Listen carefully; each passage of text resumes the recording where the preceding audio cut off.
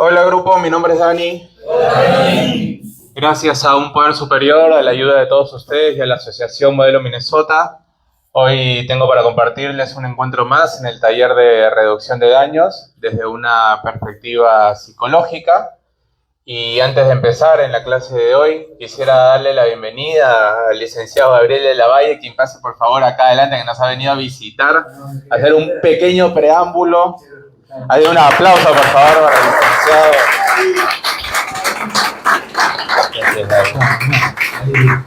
Con el micrófono y todo. No, gracias. La verdad que quería pasar desapercibido ahí. Bueno, gente docente. Y está bueno que aprovechemos todos esta temática, porque son temáticas nuevas, son cosas que fueron muy discutidas. El tema de reducción de daño, no sé si ustedes lo saben, es un tema que ha sido y sigue siendo muy discutido, ¿sí? Porque esto tiene que ver con un avance en los tratamientos, con un lugar diferente. Cuando nosotros empezamos a trabajar con las comunidades terapéuticas, yo les cuento que estoy acá desde que empezó en Modelo Minnesota con Guillermo. Los tratamientos eran muy diferentes y las personas tenían que hacer muchas cosas porque sí o sí eran impuestas, porque hasta ese momento los tratamientos eran así. De a poquito fuimos cambiando, fuimos viendo que hay cosas mejores. Terapéutico, que ustedes hagan las cosas terapéutico es que lo puedan hacer cuando entienden por qué lo hacen, que lo puedan hacer a favor de ustedes y no porque hay alguien que los obliga. Porque donde hay alguien que los obliga, en el momento que no haya alguien que los obligue, tanta importancia no va a tener. Entonces, es un gran crecimiento y este curso es un curso de excelencia. No hay otra comunidad por ahora que esté dando un curso de esta calidad y con un docente como Dani que realmente es para sacarse el sombrero. Así que bueno, aprovechemos. Vine para aprovechar, no vine para hablar. Vine para aprender yo también. Gracias. Gracias.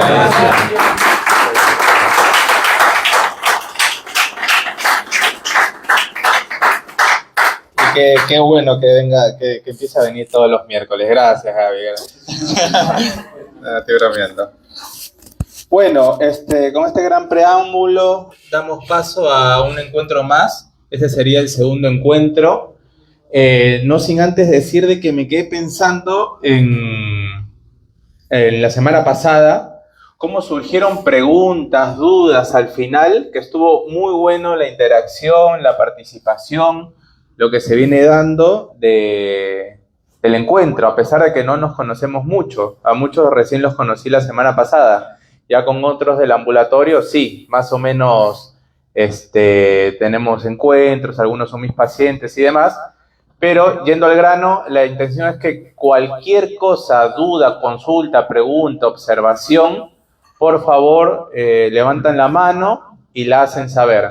Porque si bien estos son 12 encuentros, no tiene que ser en 12 días, no tiene que ser en 12 miércoles, sino que la intención es que aprovechemos estos 50 minutos, nosotros tenemos hasta las 6 menos 5.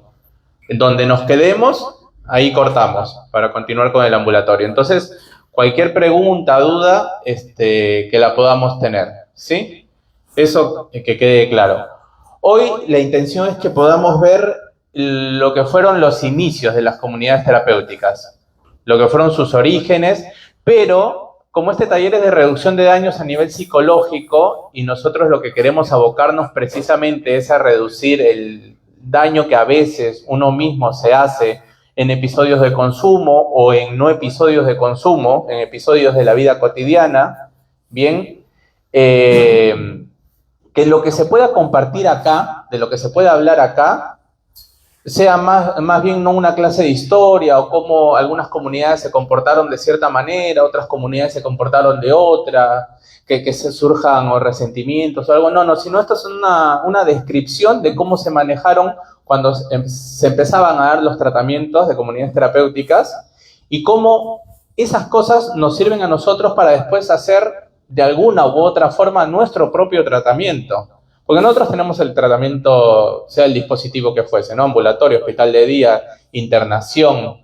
Hay tratamiento por fuera, envueltos en una asociación, que en este caso es Modelo Minnesota. Pero también está el tratamiento que uno mismo se hace en el día a día, que uno hace, lleva a cabo, y ese es el tratamiento del cual nosotros acá en Reducción de Daños, Perspectiva Psicológica, intentamos digamos, abrir un espacio para que se generen las reflexiones propias de cómo yo estoy llevando mi propio tratamiento. Bajo qué coordenadas, bajo qué conceptos, bajo qué horizontes, qué orientaciones está siendo llevado mi tratamiento. Bajado a tierra, ¿qué significa eso? Por ejemplo, nosotros la semana pasada hablábamos sobre la ley seca, 1920, bla, bla, bla, pero no estábamos hablando de una clase de historia, sino de cómo en cierto momento de los sucesos históricos se iba planteando dos modelos. Uno era el prohibicionismo diferente a la regulación. Ay, qué bien pinta este, Olga, gracias. Está buenísimo. Luego me dices dónde lo compré. Yo compré 60, me compré, ninguno pinta igual.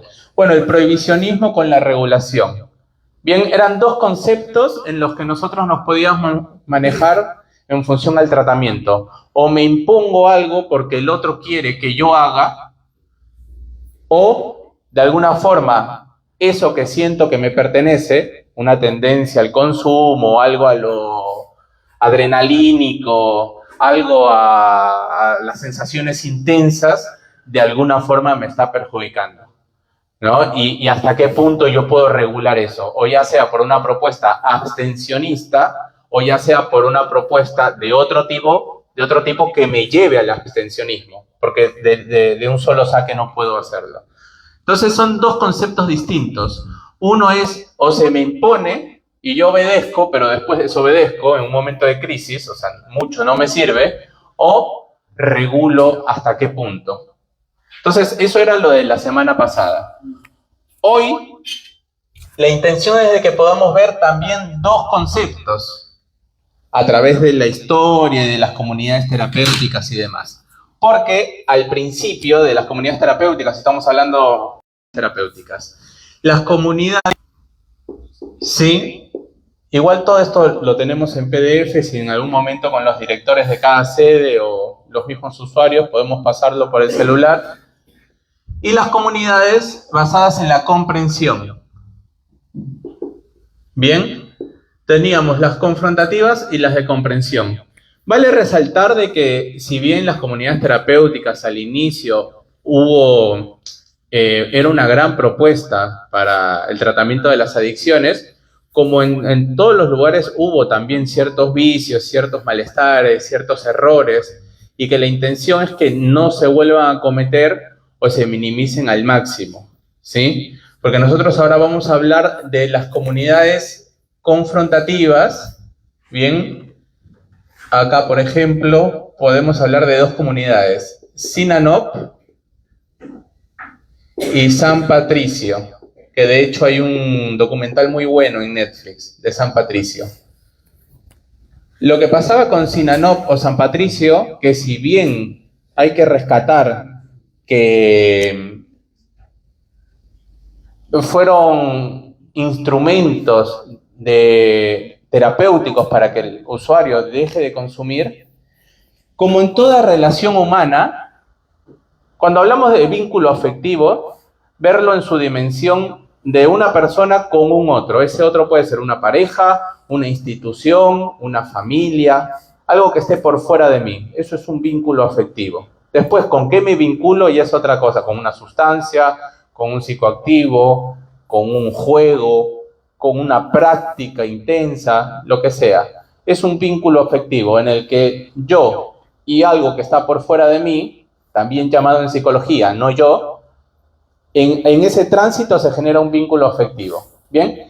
En este caso, como en todo vínculo afectivo, las comunidades terapéuticas y el usuario empezaron una relación. Y como en toda relación, siempre es hermoso cuando empieza.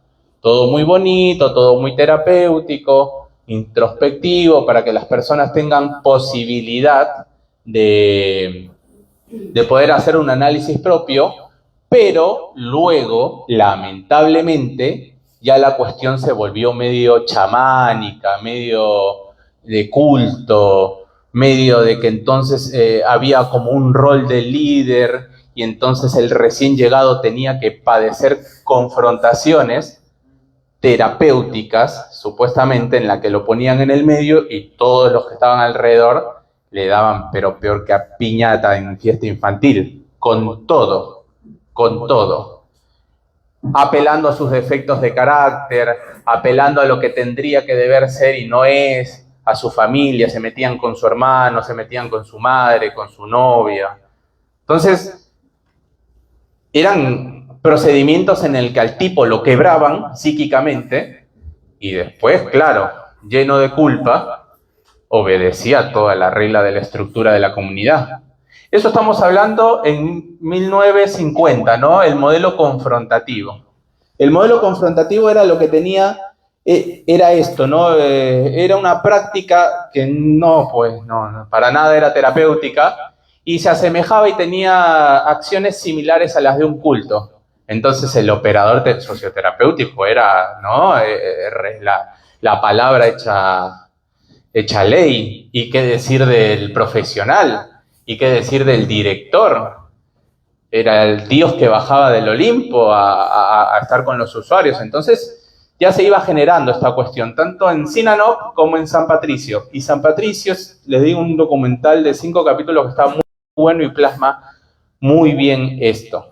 Bien, pensando es que, por ejemplo, esto era lo de Sinanop, ¿no? Estas confrontaciones pseudoterapéuticas. Y lo que pasaba en San Patricio es que se apostaba por una excelencia personal del trabajo y la disciplina.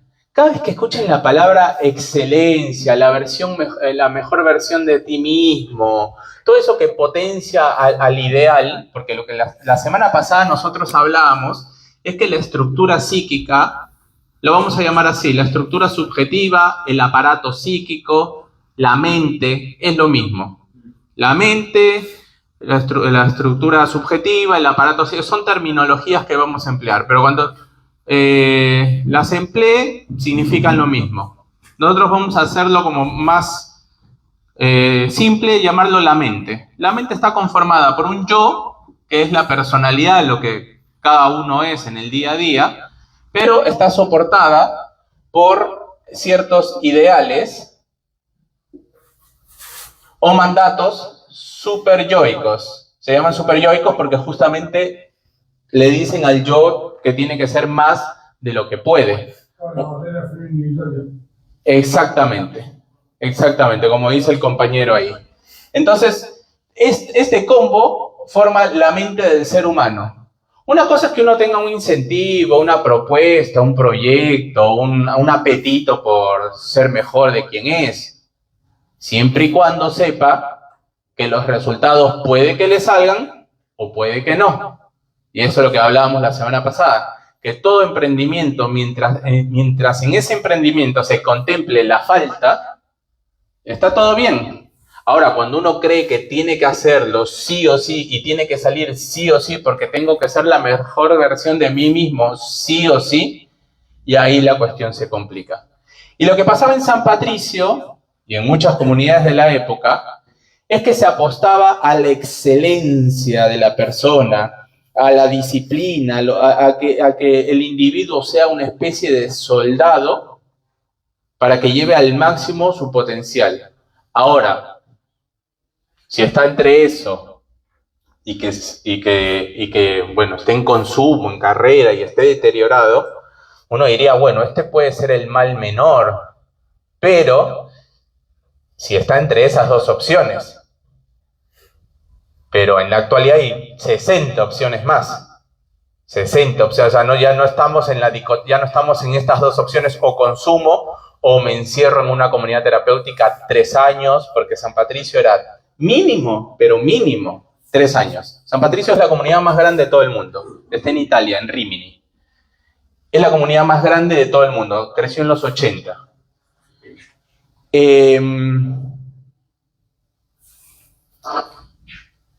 Esa propuesta es de los 80, estamos en el 2025, hay muchas más propuestas, entre ellas obviamente la Asociación Modelo Minnesota, que va sobre otra línea, que es más de lo segundo, la comprensión, que ya vamos a llegar ahí. Pero San Patricio mínimo eran 3 años, podía extenderse a 5 o podía extenderse a toda la vida, o sea, te quedabas a vivir ahí y trabajabas para la comunidad. construyendo, haciendo todo. La comunidad iba creciendo, pero con mano de obra de los mismos usuarios.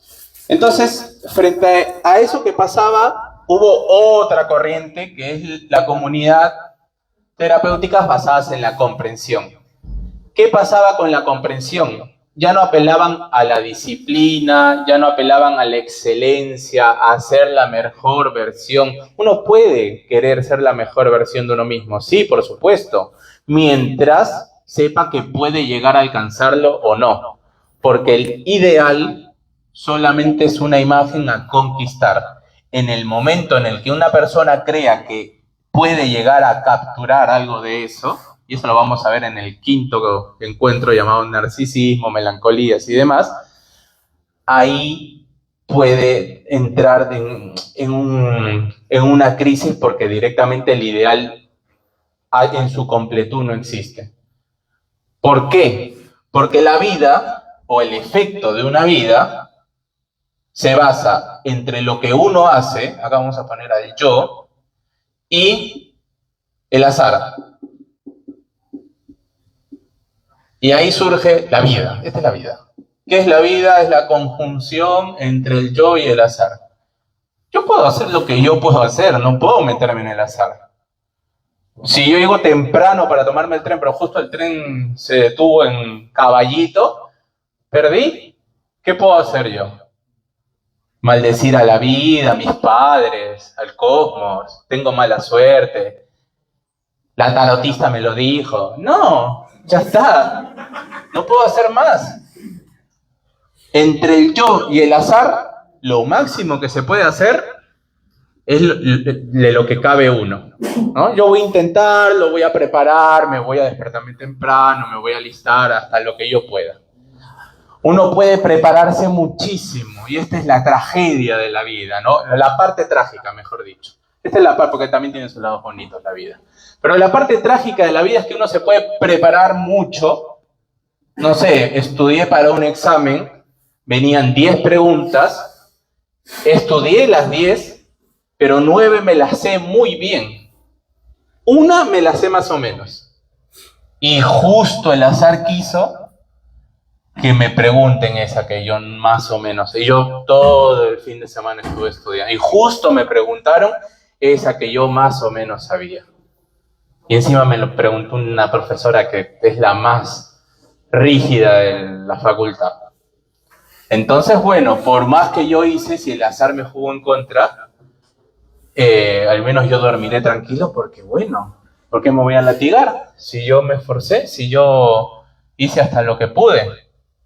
También puede pasar de que yo no haya estudiado nada, ninguna de las 10 preguntas, solo una estudié, justo una nomás. La estudié así en el colectivo como para zafar para que ir al recuperatorio, ¿no? Ir así, no tan descaradamente entregando el examen vacío. Y justo el azar hizo que me preguntaran esa pregunta y me saqué un 10.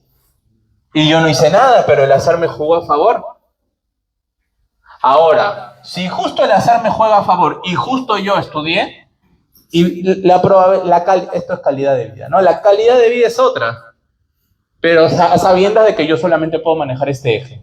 Si esto se entiende, se puede entender la recuperación posible. Porque una cosa es lo que yo haga en una internación, me preparo, ya hice hasta el 5.º plan, llegué, me cambié de modalidad, ambulatorio, todo perfecto, pero después está la vida. Recordemos que yo estuve en una comunidad, ahí era todo más Truman Show, todo era más tranqui, todo era más controlado, habían parámetros más estándares. Después la vida es otra cosa. Pero si yo estoy bien acá, o sea, bien acá, ¿qué significa bien, potencial al máximo? No, que yo me miro a mí mismo y digo, qué bien, ¿cómo vengo? Qué bien, estoy contento. Estoy contento a cómo vengo y estoy contento al proyecto al que quiero llegar, ¿no? Yo me llevo bien conmigo mismo. Bueno, el azar puede ser bueno o malo, pero yo estoy bien. Ahora, el tema es cuando el ideal y el super yo se entremete y exige y empuja, ¿no? Entonces ahí es la cuestión. Que el yo sea capaz de poder ver los ideales en su justa medida. Es decir, bueno, hasta acá está, perfecto, yo doy hasta acá, vamos todavía, pero a sabiendas de que hay cosas que me superan. El azar. El azar. Bueno, esto no lo... Cínano y San Patricio no lo entendían así, porque todo era confrontativo, todo era la excelencia, la personalidad, vamos, que tú puedes, elévate a ti mismo, todo era muy... Y claro, habían quienes no podían, los tildaban de defectuosos de carácter y recibían el castigo correspondiente. Y así estaban 2 años, 3 años, 5 años, 80 años, y nunca más salieron, no salieron más. Pero la buena noticia es que paralelamente también surgían las comunidades basadas en la comprensión. ¿Y qué dicen las comunidades basadas en la comprensión? Que hay que apostar para acompañar al usuario en sus necesidades y desafíos. Ya, ahí me cambiaron el panorama, porque ya hay una individualización. Cada persona tiene una necesidad y un desafío propio. ¿Qué significa eso? Que si somos 80, no a los 80 les vamos a meter el mismo desafío, sino que cada singularidad podrá ser hasta donde su estructura subjetiva, su mente, le es posible. Sí, encima la comunidad dentro de uno que te llevan la vara al cielo y después todos tienen que comportarse así, si no, cagada. Claro, totalmente. Y ahí se genera incluso, como bien dice el compañero, siguiendo el hilo lógico, una segregación. Entonces, empiezan a recibir la fotito del cambio de modalidad los que pudieron en esa vara alta. Pero el que no pudo también quería recuperarse, quería apostar a su tratamiento y demás. Entonces, ahí ya se iba generando en la comprensión la singularidad del caso. ¿Bien? ¿Por qué? Porque apostaba a la necesidad y los desafíos. Apostaba a esta palabra que es recontra importante, responsabilidad personal. Porque siempre nosotros decimos, no, bueno, la adicción es una enfermedad que no me hace culpable, pero sí responsable de mi trabajo. Y la palabra responsabilidad es recontra importante. No es la responsabilidad de lo que tengo que hacer, no va del deber ser, no es moralista la responsabilidad, es ética. Y hay una gran diferencia entre moral y ética. La moral va de la mano de la vara alta, ¿no? La moral es lo que se tiene que hacer. Y la ética va de la mano de lo que uno considera, después de una reflexión, lo que es más saludable para sí mismo. La diferencia entre la moral y la ética es que si uno actúa desde la ética, uno va a poder responder en la medida de lo posible a eso que hizo. Es decir, ¿qué es responsable? Y viene del latín responsabilitutis, no sé qué cosa, pero ¿qué significa responder? La palabra responsable viene de el poder responder. ¿Responder a qué? Y a lo que hice. Obviamente. Si yo hago algo, ¿qué hago? ¿Esto es bueno o esto es malo? Bueno, cada uno verá a nivel de su salud psíquica, a nivel de su integridad física, si eso corresponde, no corresponde, me la juego, no me la juego, hago, sí, no, mientras que pueda responder después a sí mismo y decir, me la mandé, bueno, voy a responder, voy a pagar, ya me llegó la factura, la de tarjeta de crédito, la cuenta de crédito, ¿no? De mi tarjeta roja, la de las pasiones, esa me llegó. A ver, ¿qué hice? No, me enamoré de quien no debí, compré lo que no me alcanzaba, fui a donde sí sabía que acá me iban a cortar la cabeza. O sea, empieza la factura, ¿no? La cuenta, te llega, siempre te llega, ¿eh? Y que uno pueda responder.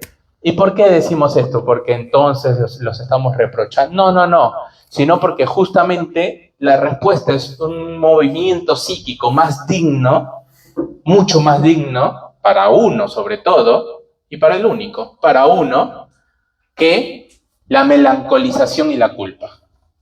Uno cree que en la melancolización y la culpa algo del malestar se aplaca. Bueno, no, al contrario, se incrementa. La culpa es, no, debí, soy un tonto, pum, látigo. O la melancolía, que es la peor de todas. La añoranza de lo que pudo ser, si es que esto me hubiera salido entonces, y empezamos a tener 80 futuros y ningún presentes. ¿Por qué esto hubiera sido? ¿Qué entonces? Pero la responsabilidad, si es una conversación muy íntima y respetuosa con nosotros mismos, en la que nos decimos, bueno, qué bien que me salió, lo pensé así, me salió, qué bueno, también me la celebro, porque muchas veces no nos celebramos las buenas. Las malas nos las celebramos siempre. Es así, hay una ceremonia impresionante, pero para las buenas rara vez hay celebración. Bueno, qué bueno, salió porque tenía que salir. No, también hay que celebrar las buenas, los días buenos también, ¿no? Entonces, la responsabilidad va de la mano del que una persona pueda responder a eso que hizo. Y acá, en los comprensivos, en las comunidades basadas en la comprensión, apelan a ver a la persona en su singularidad, a las necesidades, a sus desafíos personales de cada uno, uno por uno, y a la responsabilidad personal que pueda tener. Y por último, lo que pasaba en las comunidades basadas en la comprensión, que ahí tenemos ya para ponerlo nomás, Dina Top, sí, y Proyecto Hombre, llamado en España Proyecto Uomo en Italia. Dayton. Claro. Es verdad lo que dice el compañero. Dayton serían las comprensivas, Uomo en Italia y Proyecto Hombre en España. Que de acá luego derivó a las intervenciones terapéuticas de Proyecto Andrés, que lo vamos a hablar la siguiente vez cuando hablemos ya de las comunidades en Argentina, ¿sí? Pero acá la intención, y ya para cerrar con esto de Uomo y Hombre, de las comunidades basadas en la comprensión, es que acá ya apelaban a unas intervenciones, y esto ya lo hablamos en su momento, pero lo podemos repasar, a unas comunidades terapéuticas o intervenciones, mejor dicho, de lo biopsicosocial, ¿sí? Ahí arrancó, desde acá, desde la comprensión, lo biopsicosocial. Cuando dividió Freud el ello, el yo y el yo. No, esa es otra división. Pero podríamos hacer una analogía interesante con eso. Lo que nosotros vemos acá en lo biopsicosocial es que cada individuo, ¿no? Vamos a poner una bolita ahí. Cada individuo es visto desde, obviamente, tiene un cerebro. Y ahí no estamos hablando de mente, ¿eh? Mente y cerebro son dos cosas distintas. El cerebro es lo que... Exactamente. Muy bien. Mente es energía, materia, la sinapsis. Claro. Está en el cerebro, pero si hay electricidad, ¿no? Exactamente. Todo lo que es igual sinapsis, dendritas, todo eso, neurotransmisores y demás, todo eso tiene que ver con el cuerpo. Aspectos biológicos que uno puede ver. No, uno abre un cerebro, ve el lóbulo parietal, el frontal, entonces este sirve para esto, lo aquello y demás. Todo eso es lo que tiene que ver con lo biológico. Y no lo vamos a desmerecer, porque cuando uno se introyecta a un psicoactivo, pasan cuestiones en lo biológico, en el cerebro. Hay un circuito de recompensa, que la dopamina, que bla, bla, bla, y no sé qué, pero eso tiene que ver con lo médico. ¿Bien? Y desde las comunidades basadas en la comprensión entienden al humano en su dimensión biológica. Perfecto. También está lo social, que no es lo mismo que una persona haya crecido en tal lugar, que en otra, en tal país, que en otro, en tal cultura, que en otra.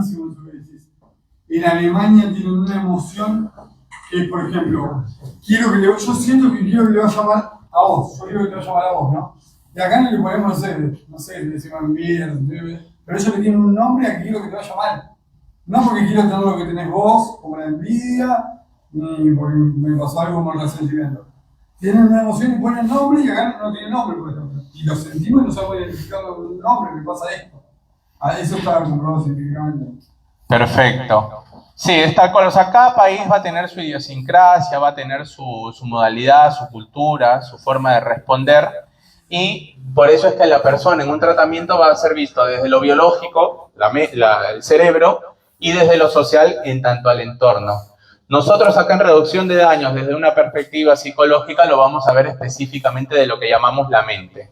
La mente, la estructura subjetiva, el aparato psíquico, son tres palabras que significan exactamente lo mismo. Porque vamos a ir de la mano de esta propuesta, de la comprensión. Ahora, ¿por qué dije esto? Para que sepamos de historia, entonces, sino que cada uno en su propio tratamiento, además del tratamiento que pueda estar llevando, vea en el día a día, o en los momentos tentadores, bien, por llamarlos así, en qué lugar se está posicionando. Yo, Pepito, ¿en qué lugar me posiciono en mi tratamiento? ¿Me confronto a mí mismo? ¿Me sobreexijo? ¿Me latigo? ¿Me presiono? ¿O puedo llegar a ciertas comprensiones asumiendo que no todo lo puedo, aunque quisiera, no todo lo puedo, y en tal día asumiré la falta que me cabe? Hasta tal día yo podría, el otro día poníamos el ejemplo del padre, que el niño entonces le pidió unas zapatillas para su cumpleaños, el padre no podía, hizo horas extras, se estresó, compró las zapatillas, pero el día del cumpleaños el tren no le paró, no sé qué cosa, vio el chino, levantó la primera, no fue ni al cumpleaños. O sea, por sobreexigirse, terminó. Esto en psicología se llama formaciones reactivas. Es una palabra muy técnica que no viene al caso, pero ya para que un poco nos empapemos. ¿Qué es la formación reactiva? Es el que uno cree. En cristiano, ¿qué es la formación reactiva? Cuando el yo obedece al super yo. Acción-reacción, dices. Claro, estamos. Esto es una formación reactiva, cuando entonces sí, que no, que y hay una obediencia pero sin un freno, y el yo se va y explota, y se va pero hasta el final. Entonces lo que nosotros ver, en qué lado de mi tratamiento me estoy posicionando, o me confronto, o sea, uno sabe hasta dónde puede llegar, más o menos, algo uno se conoce, cuáles son sus límites, cuándo puede dar un poco más, cuándo no, cuándo responderá por esa exoneración de lo que no dio. Uno sabe más o menos, no digo, ¿quién puede ser tan arrogante de tirar la primera piedra y decir yo me conozco al 100%? Está bien, no nos conocemos al 100%, pero algo nos conocemos.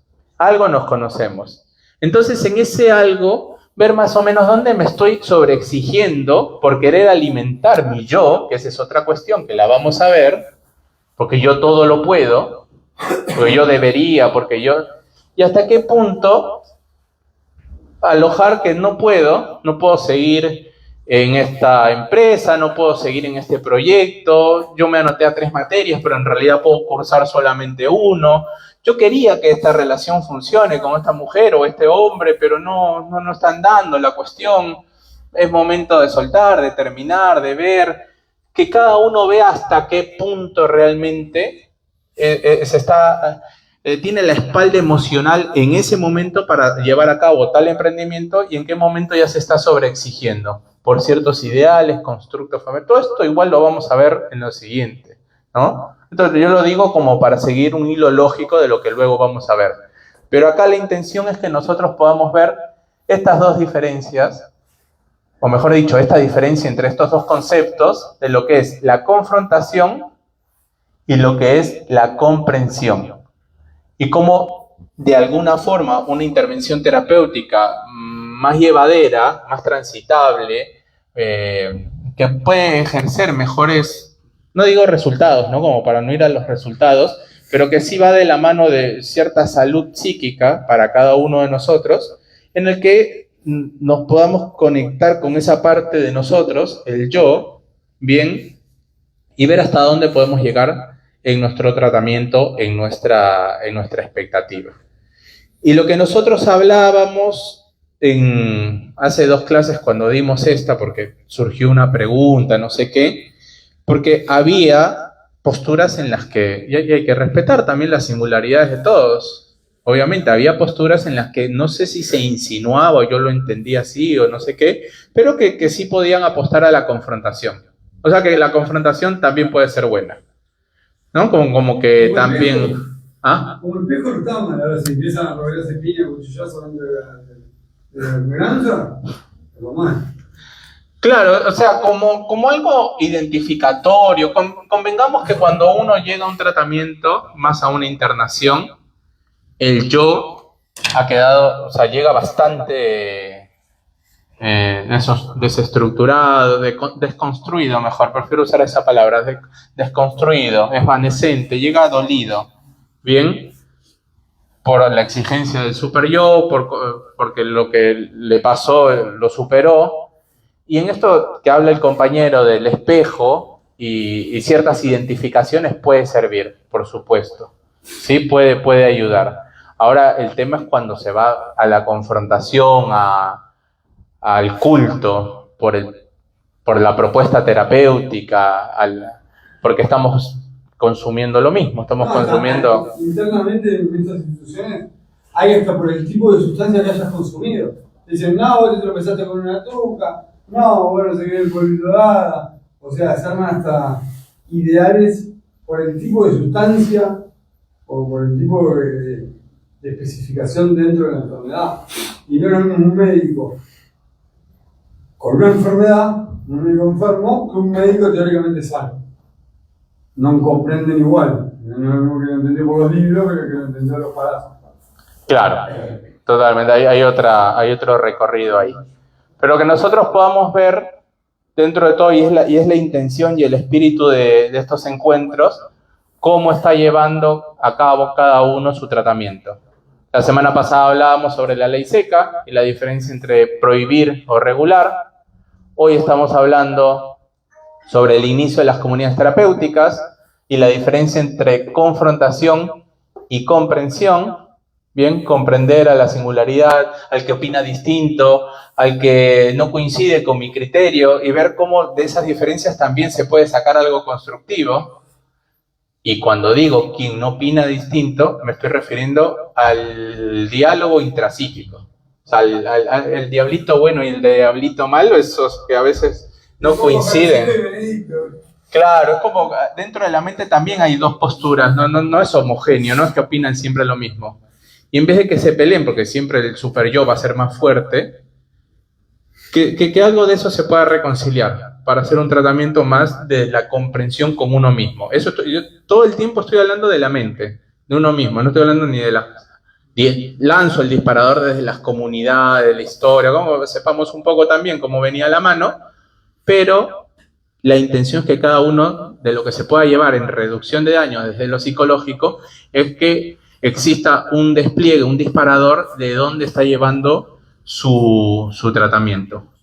Si soy más confrontativo, si no me permito algunas cosas que no puedo realizar y demás, y hasta qué punto me convendría comprenderme también un poco a mí mismo. Y no solamente comprender al otro, está buenísimo comprender al otro, pero también no caer en el ideal de que todo es por otro y no por uno mismo, porque encima, tras que no es altruista, o sea, no es por buena gente, es clínicamente delicado, es el dar por el otro en exceso, porque ese otro en sí mismo se convierte en una sustancia de consumo también, en tanto que adquiere una satisfacción por el placer de servirle al otro.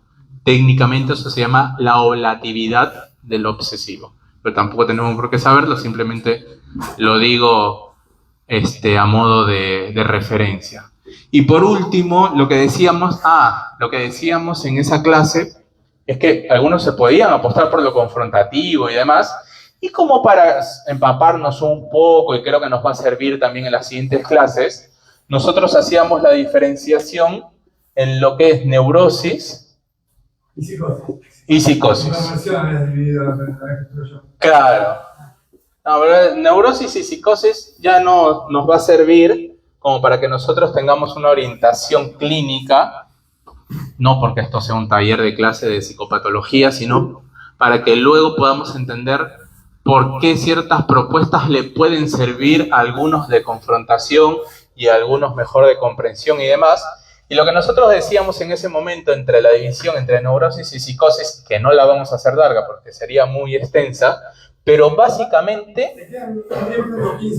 15, estoy acá contándolo. De 45 a 55, 10.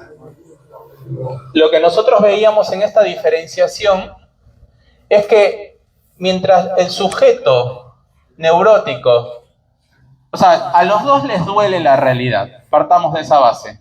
Tanto neurosis como psicosis hay una persona que frente a la realidad que se le presenta a uno, esa realidad es dolorosa. ¿Por qué es dolorosa? Porque no están sucediendo las cosas como yo quisiera, porque las cosas están pasando de un modo que a mí me genera cierto malestar. ¿Bien? Entonces, ¿cuál es el mecanismo de defensa que se genera? Si es desde un lado neurótico, esa realidad es esquivada.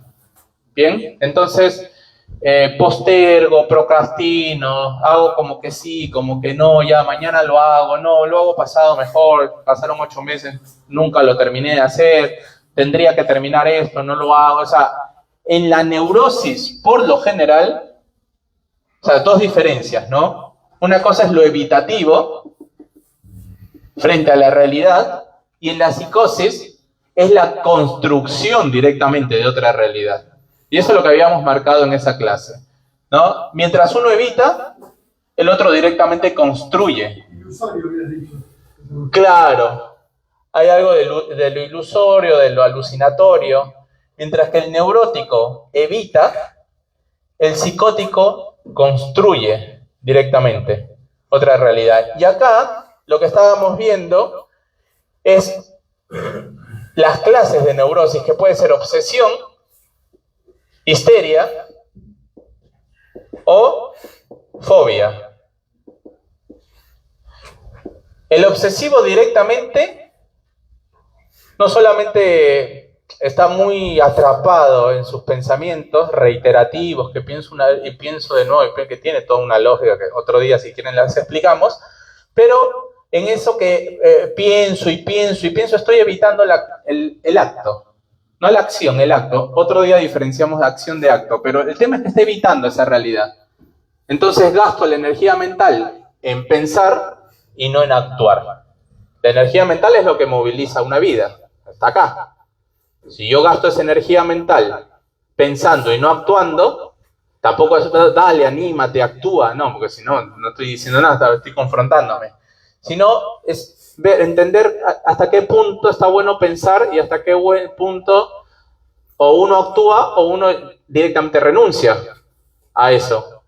Pero el evitar sostiene a uno en un limbo, en un ni sí ni no. Bien, y eso sería el neurótico obsesivo. El histérico más o menos el síntoma lo tiene en el cuerpo. Bien, entonces contracturas de la espalda, algo más del cuerpo. A distinto del obsesivo, que es más de los pensamientos. Bien, acá pensamientos, el histérico, cuerpo, y el fóbico, lugares. Entonces, si yo sé que me voy a encontrar con mi ex, que va al mismo boliche, y voy a otro boliche. Evito el mismo boliche, que me va a doler, o que recién terminamos, no sé qué. O si yo sé que me despidieron de tal empleo, no voy a pasar por la fábrica donde yo trabajaba porque me va a recordar lo desempleado que estoy, que no tengo dinero. Entonces, el fóbico ya directamente, porque la fobia es tipo, o sea, me angustio en serio si cruzo por ahí o veo a alguien o veo algo. Pero el tema es que se evita la realidad. Y lo que pasa en la psicosis, que se construye una realidad paralela en su dimensión paranoica o en su dimensión esquizofrénica. La diferencia entre paranoia y esquizofrenia, ya en la que hay una construcción de una realidad paralela, es que en el paranoico, bueno, está esto del delirio de persecución, ¿no? La gente me mira, me persigue, hay algo de lo escópico puesto en juego ahí, ¿no? A mí me mira. O también lo que habíamos dicho, el neurótico evita, el psicótico construye. Era la primera diferencia, pero hay otra diferencia grande. Que el neurótico duda y el psicótico tiene una certeza inquebrantable. Mientras el neurótico duda en cualquiera de estas tres partes, lo hago, no lo hago, voy por acá, no voy por acá, me duele la espalda o me duele el riñón, me duele. Donde hay dudas, el psicótico tiene una certeza inquebrantable. yo soy Napoleón, yo soy lo máximo, yo soy, no, no lo corres pero ni ahí. Mi vecino me quiere hacer daño. Ya entendí que en la reunión de consorcio este desgraciado estuvo hablando mal de mí, que yo no cierro el ascensor como debería, que mi perrito ya se quejó. Todo, pero hace toda una... Porque eso ese argumento lo sostiene en la vida. Porque alguien está pensando en él. Donde nadie lo mira, alguien está pensando en él. Entonces en la psicosis, a su nivel paranoico, algo lo sostiene. Y en su nivel esquizofrénico, bueno, ya empezamos las alucinaciones. ¿Cuál es la diferencia entre ilusión paranoica y alucinación esquizofrénica? La ilusión es con objeto y la alucinación es sin objeto. Por ejemplo, yo veo un perchero ahí y me parece que es mi tío. No es mi tío, tengo una ilusión que es mi tío. Pero es un trastorno de la percepción de la ilusión. Es un delirio, pero no llega a ser alucinógeno. La alucinación es que ni siquiera hay un perchero y yo veo a mi tío ahí muerto porque se murió, yo lo extraño y quiero que esté vivo y lo veo. ¿Bien? Entonces, ahí está la diferencia entre ilusión y alucinación. Hay una persona que ven y hablan con los muertos. Hablan con algo. No sé si con los muertos. Por ahí hablan La ciencia va a decir... con la alucinación. Los chavales que lo decís, le preguntan, uy, ¿qué dijo José? ¿Qué dijo? Le da un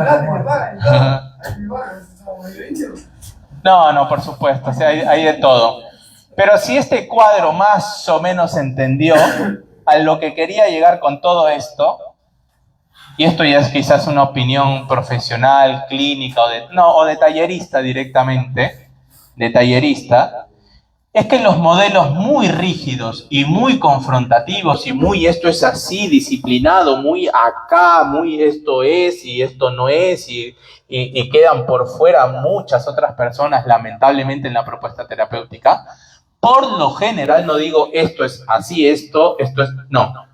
Digo que, por lo general, los modelos confrontativos, los que sí se pueden adaptar y quizás lleven una muy buena recuperación, sean los que tienen una neurosis en su dimensión obsesiva, porque el obsesivo lo que más desea en este mundo es que alguien le diga lo que tiene que hacer. Tú tienes que hacer estas tres cosas, listo. Le diste manjar al obsesivo. Le arreglaste la vida, porque donde duda y donde evita, alguien le dijo lo que tiene que hacer.